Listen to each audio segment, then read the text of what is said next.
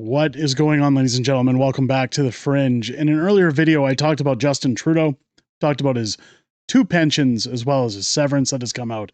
Some more, alarming news coming out, courtesy of Shawn Newman podcast. If you haven't seen Shawn Newman's podcast, or I guess listened to Shawn Newman podcast, you guys really should. He's a good friend of the channel. Again, maybe let him know if you go and watch him after watching this video, you tell him that Unacceptable Fringe sent you, because I have yet to get an invite onto Shawn's show, although he has invited me to a lot of events. I know I'm just breaking his balls for fun, but seriously, let him know that Unacceptable Fringe sent you. The Liberal government, there's no secret over the time that they spent in office that billions in contracts were handed out underneath our nose. We've seen the scandalous behavior. We saw Aga Khan, we saw Arrive scam, we saw the Kielburger brothers, we saw alongside the We Charity scandal, we saw Jamaican vacations, pandemic spending, a whole bunch of stuff, freezing of bank accounts, by the way, and invoking the Emergencies Act on top of all that. Well, now we have an explanation into inflation as to what's going on. The excuses that the government is using, much like Mark Carney and his liberals are now pointing out that it's Donald Trump's fault now with tariffs, that you're paying way too much when you go to the grocery store. We were told it was the carbon tax that caused that. Well, I hate to burst everyone's bubble. That is not the case. Boy, do we have a lot to go through here. Now, I'm going to go through this and explain it all. And buckle up, because if you weren't aware of this, it's very angering to listen to. But the truth never is easy to listen to. I will not be playing the video segments. Again, what I will do is I'll post a link to Shawn Newman's post here down below in the video description. Feel free to come on to X. You can watch all the videos of him talking about this, him going through it. Again, the credit where credit's due. He did a great job on his show with this. I think he deserves your attention on this. And again, tell him we sent you, because I'd sure like to get on his podcast to talk about government, especially in Alberta. Let's take a look at what he says here. How to destroy Canada with $400 billion. Step 1, buy government bonds. Step 2, change definitions on your website. Step 3, hope no one notices. Step 4, government spends money. Screenshots expose how Liberals and the Bank of Canada exploded inflation and ruined our economy. So it has nothing to do with carbon tax. Pierre Poilievre talked about this when he says, less purchasing power of your dollars, more money chasing fewer goods. Let's all get down to it, because it really gets nitty and gritty here, folks. Trudeau and the Bank of Canada played us all. They changed settlement balances from a type of money to a type of deposit on their website. That's a very important statement. Keep that in mind when we move forward. Why would an independent institution rewrite their own definitions? It's an inflation shell game. Now, Vesper was on the Shawn Newman podcast. They pointed it out. As Shawn goes on to say here, credit where it's due. This came from my podcast with Vesper Digital.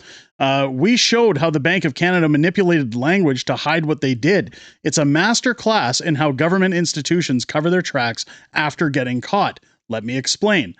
First, look at what happened during the coup. Trudeau's government wanted $500 billion in spending. The problem?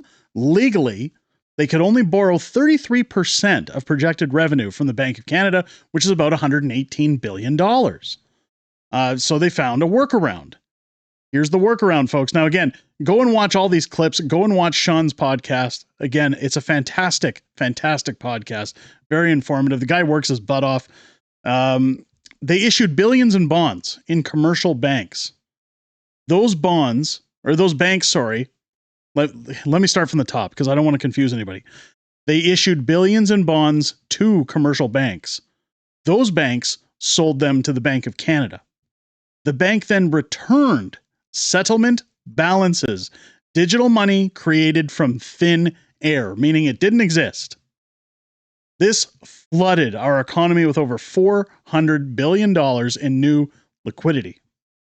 Of course, they have another explanation down here as to how the definitions are changed. I'm going to cover that. When called out, the Bank of Canada stated, "You asked if we printed cash to finance the government. We didn't." Notice the word of choice, cash, not money. They didn't print paper bills. They created digital money from nothing. So down here it shows Bank of Canada. Their tweet, we did not print cash to pay for the bonds. We bought the bonds with settlement balances. Kind of central bank reserve, not with banknotes. What's the difference? Well, we're about to see that. This wasn't a normal loan.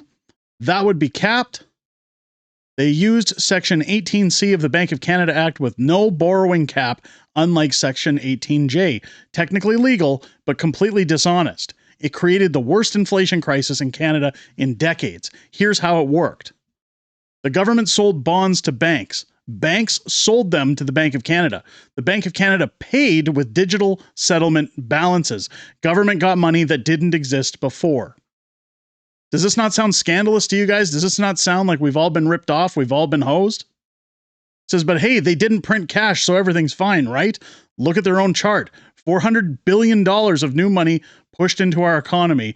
Your groceries didn't cost more because of Russia or supply chains. They cost more because our government and central bank devalued our currency through backdoor money creation. You can see it right here in the charts, folks. In fact, I'll see. Oh, if I pull it up, it fills too much of the screen. But here it is. Government of Canada bonds is the yellow line. Here it is on the steady stagnant line. Around 2020, then it just shoots up and then starts to drop dramatically. Ever wonder why everything got so expensive? When you dump billions of new money into the economy, each dollar buys less. Again, Pierre Poilievre talked about that. Housing prices exploded, interest rates spiked, food costs soared. All while they claimed we didn't print any money. When people started figuring this out, they changed their website from type of money to type of deposit. Like a bank robber saying, I didn't steal, I made an unauthorized withdrawal. Same thing, different words. And here you can see it down here. No reserves are a unique type of money that the central bank creates. And down here, it's to a type of deposit that the central bank creates. Same explanations underneath. There's the original. New one down here, 2025 update. Right before they're about to get questioned on this. This isn't just about inflation, it's about trust. The Bank of Canada should be independent from the government, but this looks like they gave Trudeau and the Liberals a $400 billion slush fund.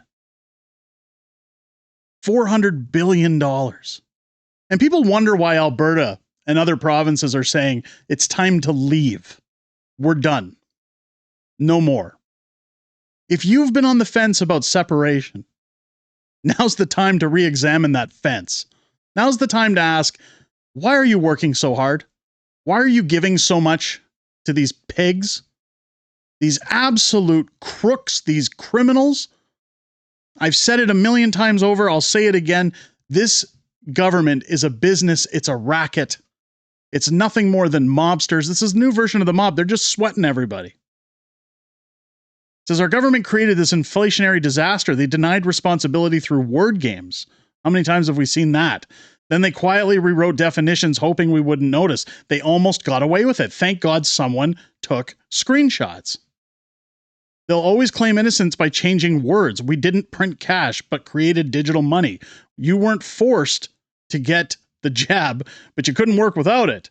We're independent institutions, but always support the government.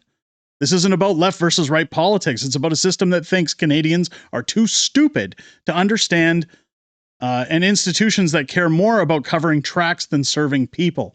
When nobody is held accountable, they engineer inflation, then they try to engineer amnesia.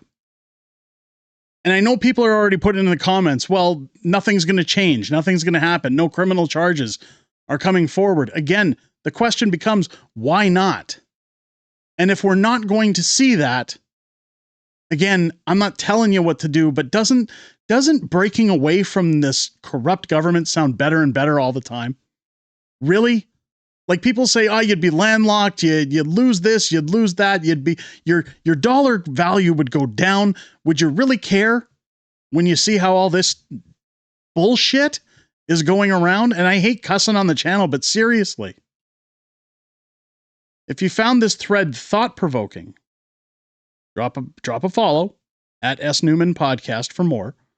Like and repost. And if you want to dive deeper into the topics that really matter, keep scrolling. So again, Shawn Newman really doing his homework here, really bringing it all out. They've got a good chart here, an explanation as to how all of this worked. Again, I've just gone through the tweets. I'm the messenger here. Again, I could have went through this. I could have broke it down for you guys in smaller scale, but I don't want to keep the videos too long for you unless you've got the time for them. And at the same time, I don't want to steal Shawn's work.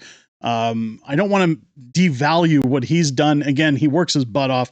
Go and check it out. I will have the link to the original post down below the video in the description. Send Shawn some love. Absolutely appalling what the Canadian government has done and what they're continuing to do to us.